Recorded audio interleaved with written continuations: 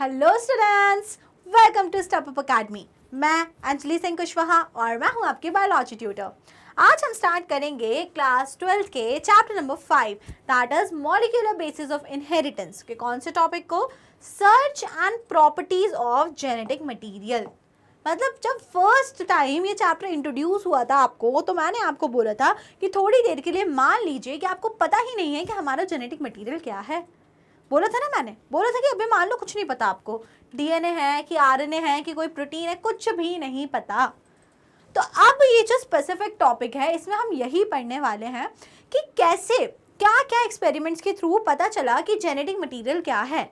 और जब एक बार जेनेटिक मटेरियल कंफर्म हो गया कि यस इट इज डीएनए, तो उसके बाद में फिर क्या था, प्रॉपर्टीज, एक आइडेंटिकल जेनेटिक मटेरियल की प्रॉपर्टीज क्या क्या होनी चाहिए और क्या डीएनए उन सभी प्रॉपर्टीज को पूरा कर रहा है। तो चलिए देखते हैं। सबसे पहली बात, फ्रेडरिक ग्रिफिथ।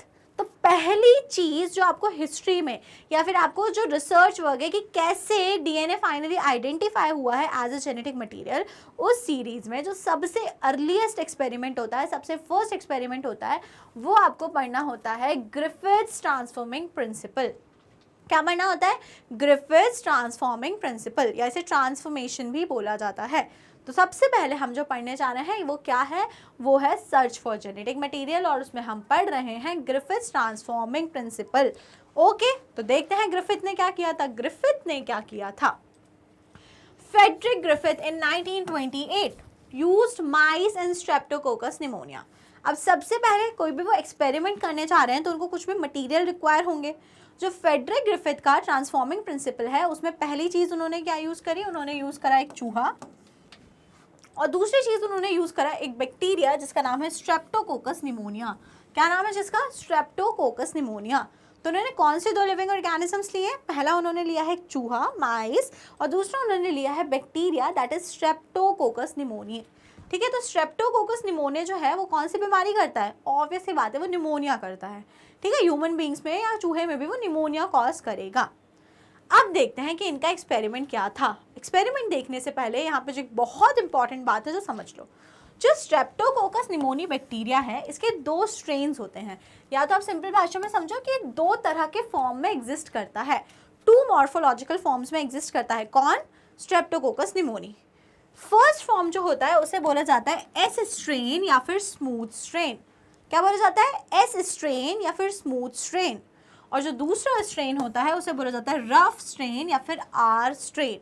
क्या बोला जाता है? रफ स्ट्रेन या फिर आर स्ट्रेन। तो दो स्ट्रेन में दो फॉर्म में एग्जिस्ट करता है। पहला हो गया एस स्ट्रेन, एस का फुल फॉर्म क्या होगा? स्मूथ, और दूसरा होता है आर स्ट्रेन जहाँ पे आर का फुल फॉर्म क्या होगा? रफ। अब ये स्मूथ और रफ किस बेसिस पे बोला गया है? जो स्मूथ है, आप खुद सोचो उसे स्मूथ क्यों बोल रहे होंगे, क्योंकि जो उसकी आउटर साइड पे बॉडी के बाहर एक बहुत ही अच्छी सी पॉलीसेकेराइड्स की कोटिंग है। जो बैक्टीरिया है स्ट्रेप्टोकोकस स्फेरिकल शेप का होगा क्योंकि उसका नाम कोकस है। तो वो जो कोकस बैक्टीरिया है उसके बाहर उसकी पूरी बॉडी पे एक बढ़िया सी सुंदर सी पॉलीसेकेराइड की लेयर है, तो इसलिए बाहर से अच्छा वो स्मूथ दिख रहा है। और अगर हम बात करें आर स्ट्रेन की, तो उसमें ये जो पॉलीसेकेराइड लेयर है ये प्रेजेंट नहीं है, तो इसलिए उसकी आउटर स्ट्रक्चर कैसी दिख रही है? रफ दिख रही है। आगे बात समझ में? तो इसीलिए उसको बोला जा रहा है स्मूथ और इसको बोला जा रहा है रफ, क्योंकि उसमें क्या प्रेजेंट है? स्मूथ में it has a polysaccharide coating और इसमें पॉलीसेकेराइड कोटिंग नहीं है। तो बोलोगे मैम पॉलीसेकेराइड कोटिंग होने या ना होने से फर्क क्या पड़ रहा है? बहुत ज़्यादा फर्क पड़ रहा है। अगर पॉलीसेकेराइड कोटिंग है, मतलब कि अगर स्मूथ स्ट्रेन है, तो मतलब कि वो बैक्टीरिया बहुत ही ज़्यादा खतरनाक हो गया है और वो करेगा निमोनिया, और अल्टीमेटली वो कैसा हो गया है? विरुलेंट हो गया है। विरुलेंट का क्या मतलब होता है? जो बीमार करेगा हमको, विरुलेंट, इन्फेक्शन कॉज करेगा, दैट इज उसमें विरुलेंसी फैक्टर आ गया है। तो ये पॉलीसेकेराइड की कोटिंग है या नहीं है? ये चीज़ डायरेक्टली किस चीज़ से लिंक्ड है कि वो बैक्टीरिया मारेगा, मतलब बीमारी करेगा या बीमारी नहीं करेगा, विरुलेंट है या नॉन विरुलेंट है। समझ रहे हैं आप? तो ऐसे स्ट्रेन में पढ़िए क्या लिखा है, has polysaccharide mucus coat. Polysaccharide का एक म्यूकस का कोट होता है, इसके लिए उसको स्मूथ बोल रहे हैं, एंड इट कॉज निमोनिया। तो निमोनिया है, विरुलेंसी फैक्टर है ना, विरुलेंसी कॉज करेगा, टॉक्सिसिटी कॉज करेगा। रफ स्ट्रेन जो हो गया तो वो नॉन विरुलेंट होता है। कैसा होता है? नॉन विरुलेंट, मतलब बीमार नहीं करेगा, क्योंकि उसमें क्या नहीं है, वही म्यूकस पॉलीसेकेराइड की कोटिंग नहीं है, तो इसलिए वो निमोनिया नहीं करेगा। तो समझ में आ गई ना बात। सबसे पहले एक्सपेरिमेंट किसका पढ़ रहे हैं हम? ग्रिफिथ का ट्रांसफॉर्मिंग प्रिंसिपल। उन्होंने क्या दो ऑर्गेनिज्म लिए? पहला लिया उन्होंने चूहा, माइस, और दूसरा उन्होंने लिया एक bacteria, Streptococcus pneumoniae. Streptococcus pneumoniae exist करता है दो फॉर्म में, एक होता है एस फॉर्म, जैसे हम लोग बोलते हैं एस स्ट्रेन या स्मूथ स्ट्रेन, और दूसरा होता है आर स्ट्रेन, है ना, रफ स्ट्रेन। अब जो स्मूथ है उसको क्यों स्मूथ बोल रहे हैं? क्योंकि उस पर एक पॉलीसेकेराइड की कोटिंग है। जो रफ है उसे क्यों बोल रहे हैं? क्योंकि उस पर पॉलीसेकेराइड की कोटिंग नहीं है। तो अब ये पॉलीसेकेराइड की कोटिंग है या नहीं है, इससे क्या डिपेंड कर रहा है? इस चीज़ से ये पता चल रहा है कि वो जो बैक्टीरिया है वो खतरनाक है कि नहीं है। अगर पॉलीसेकेराइड की कोटिंग है मतलब वो निमोनिया करेगा, वो कैसा है? वो खतरनाक है, वो बीमारी करेगा, विरुलेंट है। और अगर म्यूकस कोटिंग नहीं है तो मतलब वो निमोनिया नहीं करेगा, वो बैक्टीरिया नॉन विरुलेंट है। तो दोनों फॉर्म्स में से विरुलेंट कौन सी स्ट्रेन हो गई? S strain is the virulent जो निमोनिया करेगी, और आर स्ट्रेन हो गई नॉन विरुलेंट जो निमोनिया नहीं करेगी। इतनी बातें आपको अच्छे से क्लियर हो गई। अब आप बोलोगे मामा आप ये सब क्यों पढ़ा रहे हो? क्योंकि अब होगा यहाँ से खेल, अब चालू होगा एक्सपेरिमेंट। तो अब जब एक्सपेरिमेंट चालू होगा तो ये लिखा हुआ है आपकी नज़रों के सामने एक्सपेरिमेंट। सबसे पहले लिया गया एक चूहा, यहाँ हम बनाएंगे एक चूहा, कोई जज नहीं करेगा मेरे चूहे को। ये है मेरा चूहा जिसकी सफ़ेद कलर की आंख है। ओके, दिस इज अ चूहा। चूहे में सबसे पहली बार उन्होंने डाला एस स्ट्रेन वाला बैक्टीरिया। कौन सा वाला बैक्टीरिया डाला? सबसे पहले उन्होंने चूहे में डाला एस स्ट्रेन वाला बैक्टीरिया। ये देखो, एस स्ट्रेन वाला बैक्टीरिया सबसे पहले डाला। एस स्ट्रेन का बैक्टीरिया क्या है? उसके ऊपर म्यूको पॉलीसेकेराइड की कोटिंग है और वो विरुलेंट है। तो एस स्ट्रेन डालते से जो मेरा चूहा था, ये रुको, पहले चूहा मछली जैसा लग रहा है, चूहे को सही करने दो। ऐसा, फिर ऐसा, ऐसा, and this is that. Fine, ठीक है, फिर भी बेटर है, काफ़ी बेटर है पिछली बार से। ओके, अब एस स्ट्रेन के डालते से ही मेरा चूहा हो गया डेड, चूहे की डेथ हो गई। उल्टा चूहा बनाना कितना डिफिकल्ट है तुम क्या समझोगे। ये देखो, मर गया चूहा। चूहा मरता है तो उल्टा हो जाता है ना, तो उल्टा हो गया, तो चूहा मर चुका है। ये कब की बात हुई? जब हमने बैक्टीरिया में एस स्ट्रेन डाला है। अब अगर हम बात करते हैं तो पहले कंडीशन हो गई। अब दूसरी कंडीशन में क्या करा? दूसरी कंडीशन में उन्होंने बैक्टीरिया में डाला आर स्ट्रेन। आर स्ट्रेन डाला तो बताओ, आर स्ट्रेन खतरनाक था क्या? निमोनिया कर रहा था। अच्छा, चूहा कौन सी बीमारी से मरा होगा? टाइफाइड? नो, चूहा मरा होगा निमोनिया से, क्योंकि हमने स्ट्रेप्टोकोकस निमोनी यूज कर रहे हैं, है ना। तो यहाँ चूहा निमोनिया से मर गया। अब दूसरी बार में क्या डाला? आर स्ट्रेन डाला, चूहे में इंजेक्शन के थ्रू डाल दिया। अब क्या हुआ? अब की बार हमारा चूहा उल्टा नहीं हुआ। कॉन्ग्रेचुलेशंस, चूहा जिंदा है, चूहा जिंदा है। ठीक है, तो आर स्ट्रेन डाला तो जिंदा है, एस स्ट्रेन डाला तो मर गया था। अब उनको कुछ खुराफात सूझी। उनको खुराफात ये सूझी, एस स्ट्रेन डालने से मर जा रहा है, आर स्ट्रेन डालने से जिंदा रह जा रहा है, दोनों को मिक्स करके डालते हैं, देखते हैं क्या होता है। रहता है ना ऐसा। अच्छा, ये करने मिक्स करने से पहले उन्होंने एक और करा एक्सपेरिमेंट। उन्होंने क्या एक्सपेरिमेंट करा? उन्होंने ये एक्सपेरिमेंट करा, थर्ड टाइम पे उन्होंने हीट कर दिया एस स्ट्रेन को। जो एस स्ट्रेन वाले फॉर्म थे ना, एस स्ट्रेन वाले स्ट्रेप्टोकोकस निमोनी थे, उन्होंने गर्म करे उसे। तो मैं यहाँ पे लिख रही हूँ एस स्ट्रेन, लेकिन कौन से वाले एस स्ट्रेन है ये लोग? ये हमारे गरम कर दिए गए वाले एस स्ट्रेन है, एस स्ट्रेन, बट कौन से वाले? हीट वाले, हीट। तो हीट करने से होता ये है, ये एस स्ट्रेन के ऊपर की जो पॉलीसेकेराइड कोटिंग होती है वो हट जाती है, और जब हीट करने से पॉलीसेकेराइड कोटिंग हट जाती है तो अब आप बताओ, क्या वो विरुलेंट रह गया? वो बैक्टीरिया का खतरनाक रह गया? वो खतरनाक नहीं रह गया। तो अगर हीट कर दिया इस स्ट्रेन को और फिर चूहे में डाला, तो अब की बार का भी रिजल्ट आप देख के बिल्कुल शॉक हो जाएंगे, क्योंकि अब की बार भी चूहा नहीं मरा। कॉन्ग्रेचुलेशंस, चूहा फिर से जिंदा है। उसकी आंख बड़ी हो गई जरूर, चूहा जिंदा है। ठीक है, मजे आ गए उनको। ने बोला ठीक है, हमने सोल्यूशन निकाल लिया है, एस स्ट्रेन से मरता है तो अब हम एस स्ट्रेन डायरेक्ट नहीं डालेंगे, हम एस स्ट्रेन को गर्म करके डालेंगे उससे, क्योंकि नहीं मर रहा है। और आर स्ट्रेन से तो वैसे ही नहीं मर रहा था, क्योंकि आर स्ट्रेन तो खतरनाक है ही नहीं। तो अब उन्होंने सोचा जो दो चीज़ें हैं जिससे वो नहीं मर रहा है, वो दो चीज़ें क्या हैं, वो दो चीज़ें जिससे चूहा नहीं मर रहा है, तो पहली तो वो हो गई आर स्ट्रेन, आर स्ट्रेन हो गई पहले जिससे चूहा नहीं मरा था, और दूसरी हो गई एस स्ट्रेन, लेकिन कौन सी वाली, हीट वाली, हीट किल्ड वाली। दूसरी ये एक तो 2 और 3 मतलब आर स्ट्रेन हो गई और दूसरी अपनी हो गई एस स्ट्रेन, लेकिन कौन सी वाली एस स्ट्रेन हो गई, हीट किल्ड वाली एस स्ट्रेन हो गई, और ये उन्होंने चूहे में डाला। तो आपके अकॉर्डिंग रिजल्ट क्या होना चाहिए, उन्होंने दो ऐसी चीज़ें डाली हैं जिससे चूहा नहीं मर रहा था, तो अब जब दोनों को मिक्स करके डाला तो क्या होना चाहिए बताइए, मरना चाहिए चूहा कि जिंदा रहना चाहिए। चलो देख लो क्या हुआ, रोएगा नहीं कोई भी, है ना।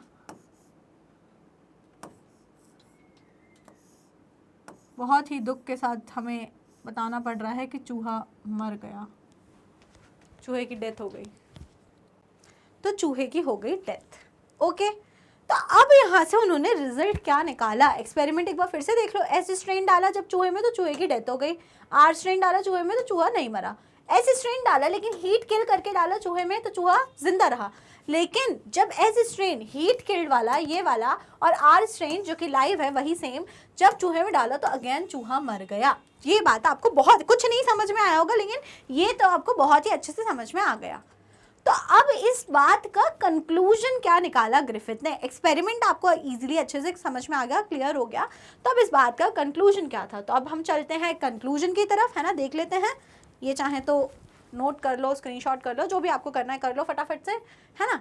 तो अब जो हम चलेंगे कंक्लूजन की तरफ, इतने अच्छे चूहों को मिटाने का ही मन नहीं हो रहा है मेरा, देख रहे हो कितने शानदार चूहे हैं, फिर से बना देंगे, कोई नहीं। तो अब कंक्लूजन क्या था, he concluded that some transforming principle transferred from heat killed S strain to R strain. उन्होंने सीधी सिंपल सी बात ये बोली ग्रिफिथ ने, कुछ तो चीज़ है जो कहाँ से किस में ट्रांसफ़र हो गई है, जो एस स्ट्रेन से आर स्ट्रेन में ट्रांसफ़र हो गई है, हीट किल्ड एस स्ट्रेन से आर स्ट्रेन में ट्रांसफ़र हो गई है, कुछ तो भी चीज़ है। और कुछ तो भी चीज़ का नाम उन्होंने बोला ट्रांसफॉर्मिंग प्रिंसिपल। अभी उन्हें नहीं पता था क्या है, बस उन्होंने बोल दिया कुछ तो भी ट्रांसफॉर्मिंग प्रिंसिपल काम कर रहा है जिसके कारण something is been transferred from heat killed S strain to R strain. It enabled R strain to synthesise smooth polysaccharide coat and become virulent. और वो जो भी चीज़, मतलब उन्होंने ये बात बोली कि ये एस स्ट्रेन है, कौन सा वाला, हीट वाला, हीट किल्ड वाला, हीट किल्ड वाला, और ये कुछ भी चीज़ दे रहा है आर स्ट्रेन को, और वो चीज़ क्या दे रहा है हमें नहीं पता, हम उसको एक्स बोल दे रहे हैं, वो उसको एक्स दे रहा है आर स्ट्रेन को। आर स्ट्रेन को एक्स मिलते से ही क्या हो गया, आर स्ट्रेन तेज चलने लगा, और आर स्ट्रेन जो है उसने अपने ऊपर क्या बना लिया, उसने अपने ऊपर यहाँ पर बना ली पॉलीसैकेराइड की कोटिंग। और जब उसने अपने ऊपर पॉलीसैकेराइड की कोटिंग बनाई तो बताओ वो कैसा हो जाएगा, वो जो कि था हमारा नॉन विरुलेंट, अब वो हो गया कैसा, अब इसीलिए ये हो जाएगा विरुलेंट। क्या हो जाएगा ये, विरुलेंट, मतलब कि निमोनिया कॉज करेगा। ओके, तो एस स्ट्रेन ने क्या करा, कुछ चीज़ ट्रांसफर करी है आर स्ट्रेन को, जिसके कारण आर स्ट्रेन ने अपने ऊपर पॉलीसैकेराइड की कोटिंग कर ली है, और अब वो कैसा हो गया, विरुलेंट हो गया, है ना, and coat and become virulent. This is due to the transfer of genetic material. और उन्होंने सीधी बात ये बोल दी कि ये जो हुआ है, ये जो एक्स आप जिसको बोल रहे हो, ये एक्स क्या है, this x is the genetic material. जो मैंने आपको एक्स बोल के समझाया ना, ये क्या है, this is the genetic material. तो अब ये जेनेटिक मटेरियल था क्या, उनकी बात सबको अच्छी लगी और सबको समझ में आई कि देखो बंदा बोल तो सही रहा है, गलत नहीं बोल रहा है। तो ये था क्या, ग्रिफिथ का ट्रांसफॉर्मिंग प्रिंसिपल और उसका रिजल्ट। ओके, इतनी आपको कहानी यहाँ तक समझ में आई, फर्स्ट एक्सपेरिमेंट हो गया। अब क्या था, ये एक्स जो है, जो जेनेटिक मटीरियल है, ये है क्या, इसकी रिसर्च के लिए दूसरा एक्सपेरिमेंट शुरू हुआ जिसको हम बोलते हैं biochemical characterisation of transforming principle. पहला क्या था, ग्रिफिथ्स ट्रांसफॉर्मिंग प्रिंसिपल, अब जो सेकंड है that is the biochemical characterisation of transforming principle. मतलब कि जो सेकंड एक्सपेरिमेंट आप पढ़ने जा रहे हैं इसमें कुछ नहीं हुआ है, जो ग्रिफिथ का एक्सपेरिमेंट था ना पूरा फिर से वही करा, लेकिन अब की बार जो उन्हें सिंपली बोल दिया था कि वो जो एक्स है जो एस स्ट्रेन से आर स्ट्रेन में ट्रांसफर हो रहा है वो जेनेटिक मटेरियल है, उन्हें सिंपल इतना बोल के ख़त्म कर दी थी बात। तो इस वाले एक्सपेरिमेंट ने अपने एक्सपेरिमेंट से ये प्रूव करा कि वो जो जेनेटिक मटेरियल है वो एक्चुअल में क्या है, वो कोई डीएनए है कि आरएनए है कि प्रोटीन है। तो इस एक्सपेरिमेंट के बाद प्रूफ हो गया था कि वो जो जेनेटिक मटेरियल है वो डीएनए है। ठीक है, तो चलिए देखते हैं क्या था ये biochemical characterisation of transforming principle, क्या किया था इस एक्सपेरिमेंट में। तो देखो, Avery Colin MacLeod and Maclyn McCarty, तो इसको याद कैसे किया जाता है, इसको याद किया जाता है every MacLeod and McCarthy, surnames याद कर लो आप, एवरी मैक्लॉयड एंड मैकार्टी। अब ये तीन साइंटिस्ट थे, worked to determine the biochemical nature of transforming principle in Griffith's experiment. इन्होंने क्या करा, इन तीनों साइंटिस्ट ने, एवरी मैक्लॉयड मैकार्टी ने, इन्होंने वापस से ग्रिफिथ के एक्सपेरिमेंट्स को ओपन किया, उसको स्टडी करा और उन्होंने एक स्टेटमेंट देना चाहा, मतलब उन्होंने पता लगाना चाहा कि जो जेनेटिक मटीरियल जो एस स्ट्रेन से आर स्ट्रेन में ट्रांसफर हो रहा है वो एक्चुअल में क्या है, ये पता लगाने के लिए इन्होंने एक्सपेरिमेंट स्टार्ट किया। अब हुआ क्या, the purified biochemicals protein DNA RNA etcetera from heat killed cells using suitable enzymes. अब उन्होंने सबसे पहले क्या करा, उन्होंने सबसे पहले जो हमारा एस स्ट्रेन है ना, हीट किल्ड वाला जो एस स्ट्रेन है उसमें से क्या क्या निकाल लिया, प्रोटीन, डीएनए और आरएनए, क्या क्या एक्सट्रैक्ट कर लिया, क्या क्या अलग कर लिया उसमें से एक्सट्रैक्ट कर लिया प्रोटीन, डीएनए और आरएनए। ठीक है, तीनों चीज़ें एक्सट्रैक्ट कर ली उन्होंने, प्योरीफाइड जो करके निकाल लिया। किससे निकाला, किस निकाला, हीट किल्ड एस सेल से। जो हीट किल्ड एस सेल था उससे उन्होंने क्या क्या एक्सट्रैक्ट करा, डीएनए, आरएनए और हमारे प्रोटीन्स, ये तीनों चीज़ें उन्होंने एक्सट्रैक्ट कर ली।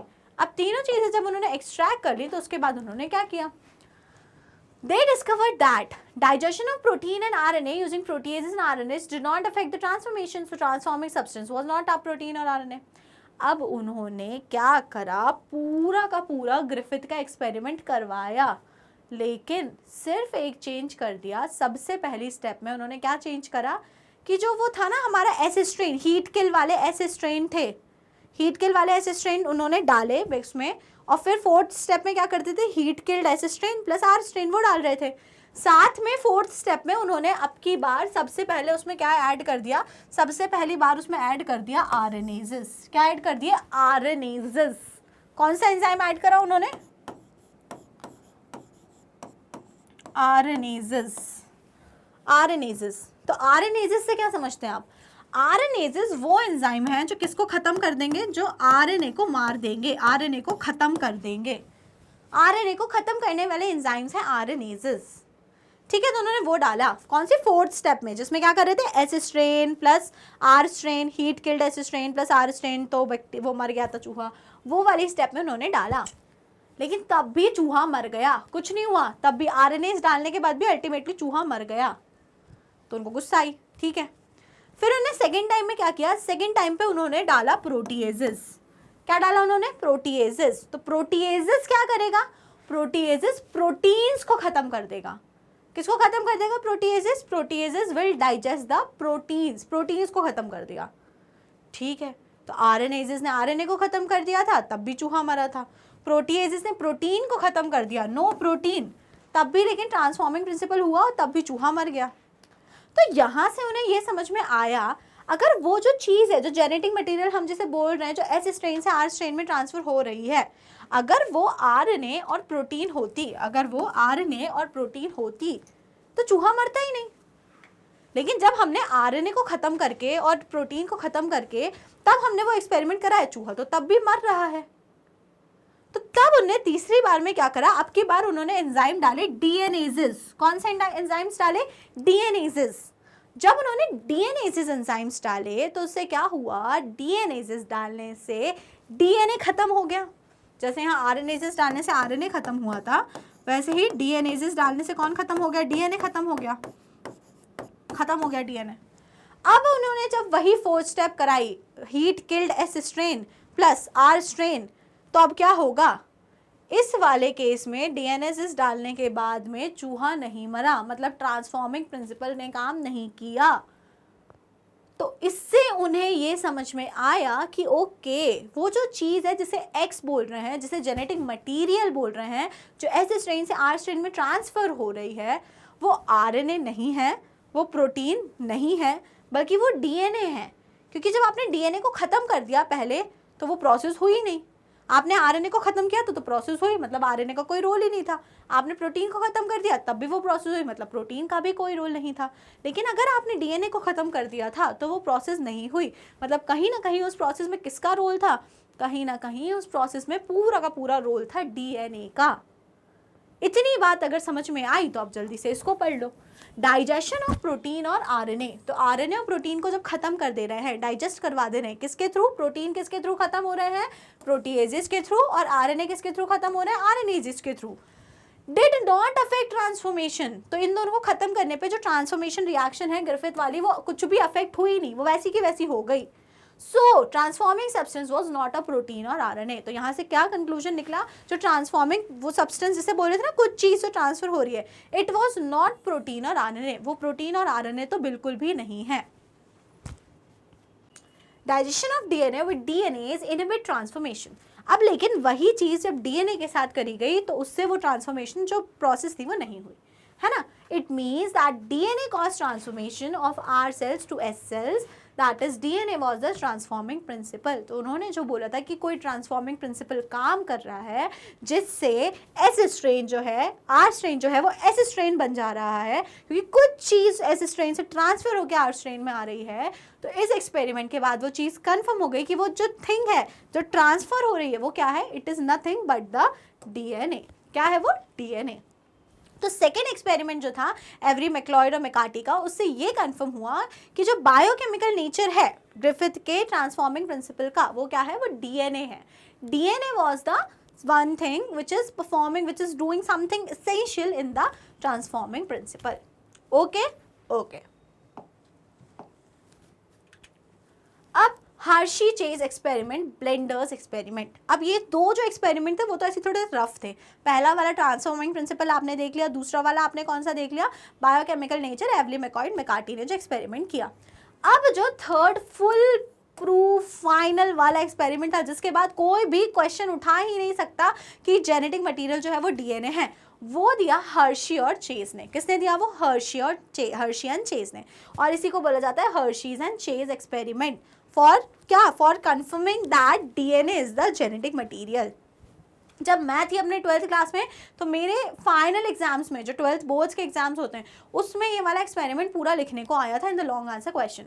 उसमें आया था कि right and explain about the Hershey and Chase experiment. अब हर्शी चेज एक्सपेरिमेंट तो सबसे पहले क्यों किया? तो सबसे पहले हमें वो बताना होता है। तो हर्शी एंड चेज देख लो क्यों किया। Hershey and Chase grew some bacteriophage virus on a medium containing radioactive phosphorus and some others on a medium containing radioactive sulfur. ये दोनों ने एक्सपेरिमेंट स्टार्ट कर दिया। पहले ये लिखना होता है कि एक्सपेरिमेंट किया क्यों है। तो ये जो एक्सपेरिमेंट था हर्शी चेज एक्सपेरिमेंट, ये फुल प्रूफ था कि जो जेनेटिक मटीरियल है वो डीएनए है, ना कि वो आरएनए या फिर प्रोटीन्स हैं। उसका फुल एंड फाइनल जो मतलब एक्सपेरिमेंट करके प्रूफ कर दिया था वो हर्शी और चेस ने कर दिया था कि genetic material is the DNA. तो अब उन्होंने करा क्या? अब उनका एक्सपेरिमेंट देखते हैं। सबसे पहले उन्होंने लिए बैक्टीरियोफेजेस। क्या लिए उन्होंने? Bacteriophages virus on a medium. तो बैक्टीरियोफेज होता क्या है बताओ? बैक्टीरियोफेज क्या बैक्टीरिया है कि वायरस है? तो बैक्टीरियोफेज जो है ना, बैक्टीरियोफेज एक वायरस है। क्या है ये? वायरस है। अब वायरस है तो किसी में तो इन्फेक्शन करता होगा। तो ये ऐसा वायरस है जो किसको इन्फेक्ट करता है? वायरस जो कि इन्फेक्ट करता है हमारे बैक्टीरिया को। अब आप मन में पता क्या चल रहा होगा, अरे हमने तो पहली बार पता चला कि बैक्टीरिया जो है उसको भी कोई इन्फेक्ट कर सकता है। तो बैक्टीरिया को वायरसेस इन्फेक्ट कर सकते हैं और ऐसे बैक्टीरिया, ऐसे वायरसेस का नाम क्या है? बैक्टीरियोफेज। तो bacteriophage is a virus which affects bacteria. तो बैक्टीरियोफेज लिए इन्होंने और इन्होंने बैक्टीरियोफेज को ग्रो किया। लेकिन इन्होंने बैक्टीरियोफेज को दो अलग अलग कंडीशन में ग्रो किया। पहली जो कंडीशन इन्होंने जिसमें इसको ग्रो करा, उसमें इन्होंने लिया रेडियो एक्टिव फॉस्फोरस। पहली कंडीशन में इन्होंने क्या लिया? पहली कंडीशन में इन्होंने लिया रेडियो एक्टिव फॉस्फोरस। ठीक है। और जो दूसरा इन्वायरमेंट, जिसमें दूसरा मीडियम जिसमें इन्होंने बैक्टीरियोफेजेस को लिया, उसमें उन्होंने लिया रेडियो एक्टिव सल्फर। तो आप ऐसे समझ लो बहुत सारे बैक्टीरियोफेज इनको ग्रो करना है कल्चर मीडियम में, लेकिन एक कल्चर मीडियम में इन्होंने क्या ले लिया? एक कल्चर मीडियम में इन्होंने लिया रेडियो एक्टिव फॉस्फोरस और दूसरे में लिया रेडियो एक्टिव सल्फर। अभी तक की कहानी क्लियर हो गई होगी। अब होगा क्या? Virus is growing in P32 got radioactive DNA because only DNA contains phosphorus. Virus is growing in S35 got radioactive protein because protein contains sulfur. अब देखो हुआ ये कि जो वायरस की ग्रोथ उन्होंने करी है रेडियो एक्टिव फॉस्फोरस में, है ना, रेडियो एक्टिव फॉस्फोरस में। वो बैक्टीरिया जब ग्रो हुए उनका डीएनए हो गया रेडियो एक्टिव। उनका क्या रेडियो एक्टिव हो गया, ध्यान देना है, जो फॉस्फोरस में ग्रो करे गए हैं ना रेडियो एक्टिव फॉस्फोरस में, उनका डीएनए रेडियो एक्टिव हो गया है। क्योंकि जो फॉस्फोरस है वो डीएनए के स्ट्रक्चर में होता है, या आप पढ़ के आ चुके हो, फर्स्ट लेक्चर वीडियो जाके देख लो। तो आपको पता है कि डीएनए में होता है फॉस्फोरस, तो इसलिए सारे डीएनए कैसे हो गए, सारे डीएनए जो ये वाले वायरस थे ये कैसे हो गए, रेडियो एक्टिव। कैसे हो गए, रेडियो एक्टिव। अब क्या, और जो इनने रेडियो एक्टिव सल्फर में ग्रो करे थे, S35 में ग्रो करे थे, उन वाले बैक्टीरिया में कौन सा पार्ट रेडियो एक्टिव हो गया, तो उन सारे बैक्टीरिया में प्रोटीन रेडियो एक्टिव हो गया, बिकॉज प्रोटीन में सल्फर होता है। तो यहाँ से इतना समझ आया कि ऐसे बैक्टीरिया जो रेडियो एक्टिव फॉस्फोरस में ग्रो कर रहे थे, उन सारे बैक्टीरिया का डीएनए रेडियो एक्टिव हो गया, और दूसरे जो रेडियो एक्टिव सल्फर में ग्रो कर रहे थे, उन सारे बैक्टीरिया का प्रोटीन जो है वो रेडियो एक्टिव हो गया। तो हमारे पास अब दो कैटेगरी ऑफ बैक्टीरिया, दो कैटेगरी ऑफ वायरसेस हो चुकी हैं, सॉरी वायरस। एक वायरस की ऐसी कैटेगरी है जिसमें क्या है, रेडियो एक्टिव डीएनए, और दूसरे हमारे पास ऐसे वायरसेस हैं जिसमें क्या है, रेडियो एक्टिव प्रोटीन। समझ में आ गई यहाँ तक की कहानी, ठीक है। तो अब आगे बढ़ते हैं और देखते हैं कि आगे क्या हुआ। आगे ये हुआ, the preparations, these preparation were used separately to infect E. coli। अब वो दोनों कौन से वाले, ऐसे वाले virus with radio active phosphorus और रेडियो एक्टिव क्या डीएनए और रेडियो एक्टिव प्रोटीन, दोनों लिए, दोनों वायरसेस, और इन्फेक्शन कराया कौन से बैक्टीरिया को, ई कोलाई, इशीरिया कोलाई को करवाया इन्फेक्शन, क्योंकि बैक्टीरियोफेज है तो किसको इन्फेक्ट करेगा, बैक्टीरिया को इन्फेक्ट करेगा, और हमने कराया बैक्टीरियोफेज को इन्फेक्शन। अब इसमें इन्फेक्शन हुआ तो उसके बाद क्या हुआ, After infection, the E. coli cell was gently agitated in a blender to remove the virus particle from the blender। अब क्या किया, जब इन्फेक्शन की प्रोसेस हो गई तो फर्स्ट स्टेप क्या हो जाती है, इन्फेक्शन। फर्स्ट स्टेप क्या हो जाती है, इन्फेक्शन, और सेकंड स्टेप क्या हो गई, सेकंड स्टेप हो गई जाती है सेंट्रीफ्यूगेशन। क्या हो गई दूसरी स्टेप, सेंट्रीफ्यूगेशन। तो सेंट्रीफ्यूगेशन में क्या करा, उसको जेंटली थोड़ा सा ब्लेंडर में उसको ब्लेंडर करा, मूव करा, तो ब्लेंडर में उसको करने से क्या हुआ, वायरस जो है वो अलग हो गए, बैक्टीरिया अलग हो गए। नीचे जो इकट्ठा हो गए वो हो गए बैक्टीरिया, और जो ऊपर बच गए, ऊपर आ गए सुपरनेटेंट में, वो हो गए हमारे वायरस। तो वायरसेस को वहाँ से हटा लिया। तो अब हमारे मान लो अगर टेस्ट ट्यूब में है, टेस्ट ट्यूब में अगर दो कंडीशन ऐसे ड्रॉ कर दूँ मैं, ये टेस्ट ट्यूब ए है जिसमें क्या है, रेडियो एक्टिव डीएनए, ये टेस्ट ट्यूब बी है जिसमें रेडियो एक्टिव सल्फर है। तो इसमें मैं लिख दे रही हूँ P32 और इसमें मैं लिख दे रही हूँ सल्फर, है ना, सल्फर है रेडियो एक्टिव। अब हुआ क्या है, वो वाली प्रोसेस करने के बाद नीचे इकट्ठे हो गए सारे बैक्टीरिया ई कोलाई, और ऊपर आके इकट्ठे हो गए सारे वायरस, दैट इज बैक्टीरियोफेज। दोनों में ही ये कंडीशन हो गई। Then the culture was centrifuged to separate lighter virus particle from the heavier bacterial cells। ठीक है, तो सबसे पहले क्या हुआ, सबसे पहले इन्फेक्शन कराया, फिर उसके बाद में क्या कराया, ब्लेंडिंग हुई। सेकेंड स्टेप ब्लेंडिंग कर लो आप, सेकेंड स्टेप क्या हुई, ब्लेंडिंग हुई, और थर्ड स्टेप में फिर उसके बाद में कराया सेंट्रीफ्यूगेशन। थर्ड स्टेप में क्या कराया, सेंट्रीफ्यूगेशन। तो पहले इन्फेक्शन कराया, फिर ब्लेंडिंग हुई, और फिर उसके बाद में सेंट्रीफ्यूगेशन किया। तो सेंट्रीफ्यूगेशन करने से क्या हुआ, जो लाइटर थे, लाइटर कौन थे, लाइटर थे हमारे वायरस पार्टिकल, वो ऊपर आ गए, और नीचे ये ऊपर वायरस आ गए, और नीचे कौन है, नीचे है bacteria, that is E coli. इतनी कहानी यहाँ तक हमें क्लियर हो गई। अब इसके बाद इसका रिजल्ट क्या है, रिजल्ट देखते हैं कि रिजल्ट क्या हुआ। Bacteria infected with virus having radioactive DNA were radioactive, that is DNA has passed from virus to the bacteria। अब अभी तक की कहानी ये हो चुकी है कि जो वायरस था उसने इन्फेक्ट कर दिया है हमारे बैक्टीरिया को, है ना, और आधे बैक्टीरिया कौन से हैं जिनने इन्फेक्शन किया है, जिसमें रेडियो एक्टिव डीएनए है, और आधे ऐसे हैं जिनमें रेडियो एक्टिव प्रोटीन है। तो वो वाले बैक्टीरिया, टेस्ट ट्यूब ए वाले जो बैक्टीरिया थे, टेस्ट ट्यूब ए में यहाँ नीचे जितने भी बैक्टीरिया इकट्ठा हुए थे, ये सारे थे रेडियो, ये जितने भी बैक्टीरिया इकट्ठा हुए थे ये सारे थे रेडियो एक्टिव। कैसे थे ये, रेडियो एक्टिव। और अब बात करते हैं बी वाले टेस्ट ट्यूब की। बी वाले टेस्ट ट्यूब में bacteria infected with virus having radio active protein were not radio active, that is protein did not enter from the bacteria from the virus. और जो दूसरा वाला टेस्ट ट्यूब है, दूसरे वाला टेस्ट ट्यूब जो है उसमें यहाँ नीचे जो बैक्टीरिया थे वो रेडियो एक्टिव नहीं थे, वो रेडियो एक्टिव नहीं थे।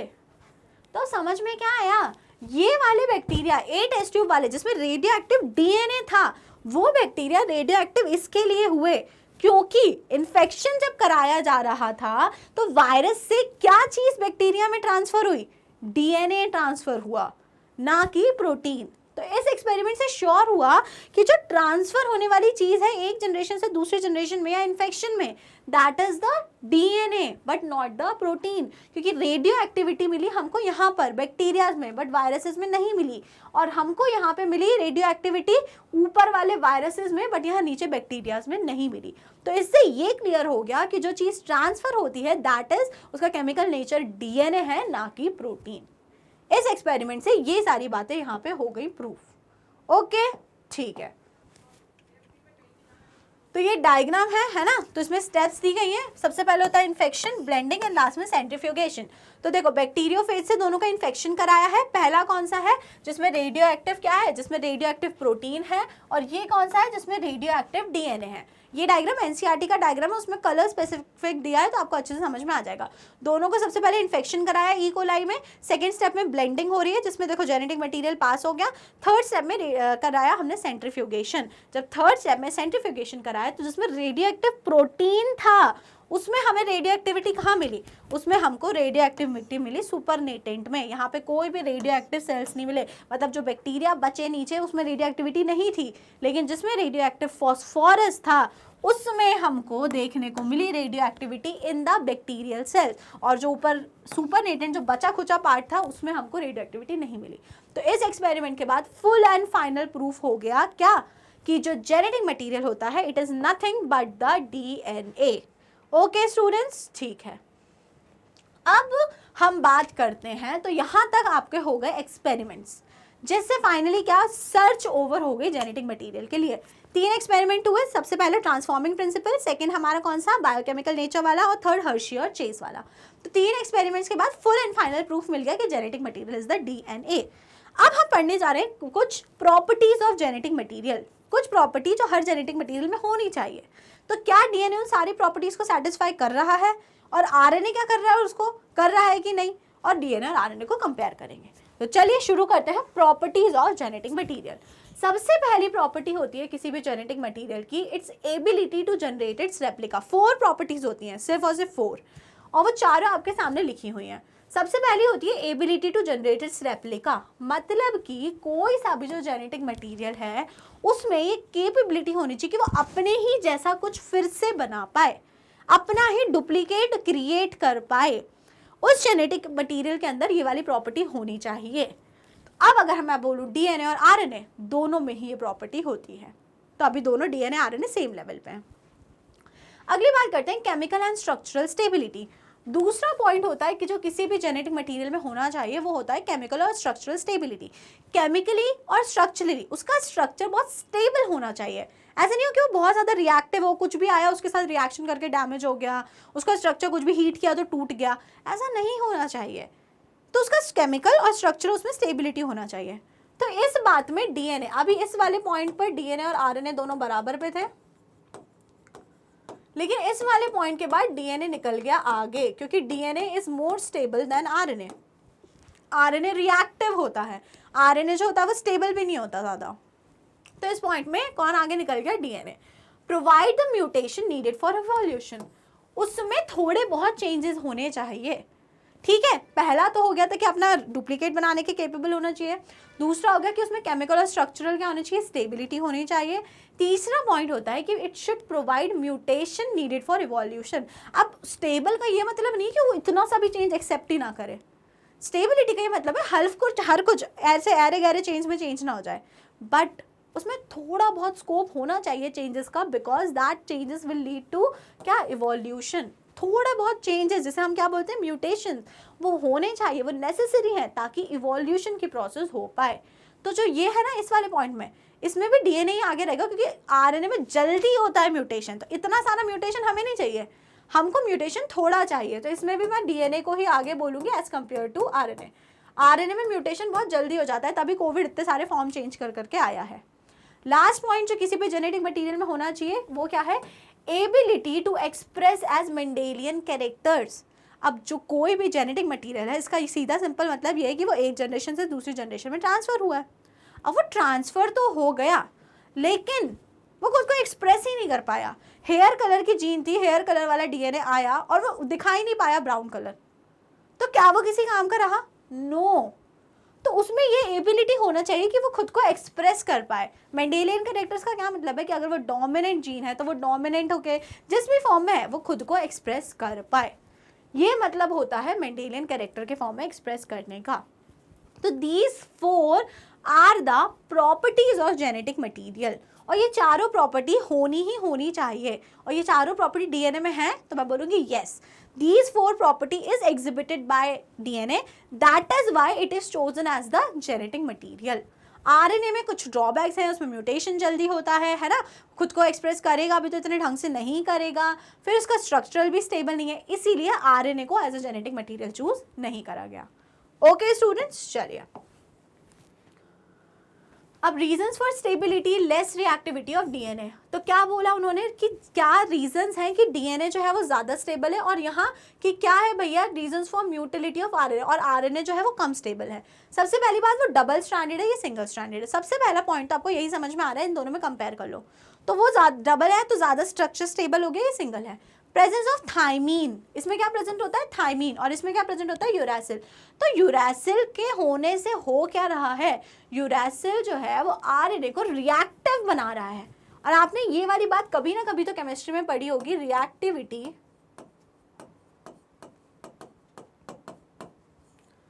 Is inversely proportional to stability.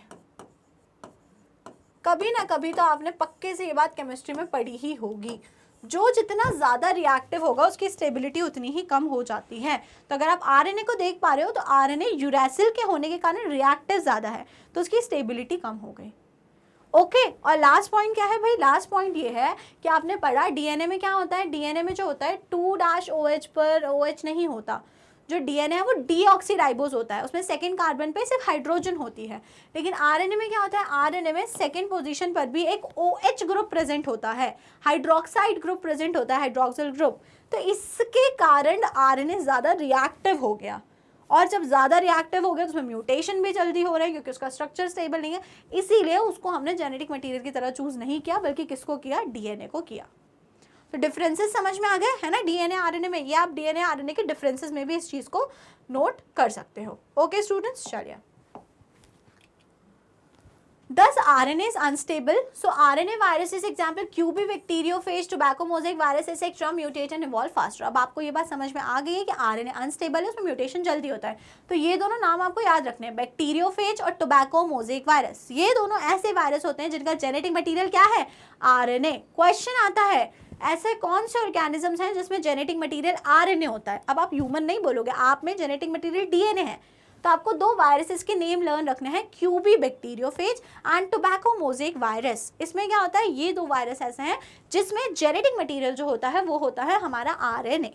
अब जब आरएनए है इसमें, और आरएनए की क्या कैपेबिलिटी होती है? It mutate faster.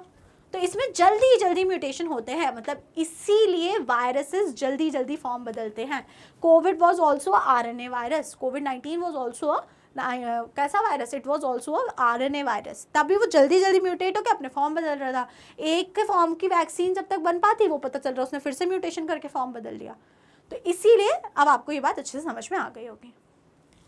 DNA strands are complementary. On heating they separate. In appropriate condition they come together. In Griffith's experiment some properties of DNA of the heat killed bacteria did not destroy. It indicates the stability of DNA. अब बात करते हैं stability की। तो DNA जो है पहली बात तो डबल स्ट्रैंडेड है। डबल स्ट्रैंडेड होने के साथ साथ उसमें क्या होता है? कॉम्प्लीमेंटरिटी। क्या होती है? कॉम्प्लीमेंटरिटी। अब ये क्या होता है कॉम्प्लीमेंट्री? कॉम्प्लीमेंट्री का मतलब होता है कि हमेशा एक प्यूरिन किसके साथ में जुड़ता है? पिरामिडीन के साथ। ये आप पढ़ चुके हो ना? तो ये जो होता है इसको हम लोग बोलते हैं कॉम्प्लीमेंट्री नेचर। तो इस कॉम्प्लीमेंट्री नेचर के कारण हो क्या रहा है? स्टेबिलिटी आ रही है।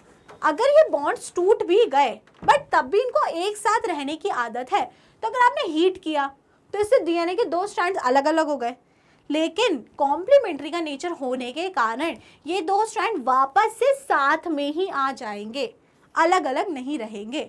तो this is showing this complementary is somewhat responsible for the more stability of DNA.